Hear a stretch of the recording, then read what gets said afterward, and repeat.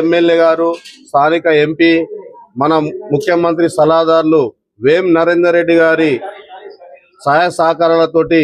ఏదైతే మన కేసముద్రం మండలాన్ని భారీ ఎత్తున అభివృద్ధి చేసుకోవాలంటే రాబోయే రోజులలో మన కళ్ళ ముందు కనబడుతున్నటువంటి మున్సిపాలిటీని కైవసం చేసుకోవాలని ఈ సందర్భంగా ప్రతి ఒక్కరిని కూడా పేరు పేరున కోరుకుంటూ అభివృద్ధి, ఎందుకంటే మనకు మంచి అవకాశం వేం నరేందర్ రెడ్డి గారు ఒక పెద్ద స్థాయిలో ఉన్నారు కాబట్టి వందల కోట్ల రూపాయల అభివృద్ధి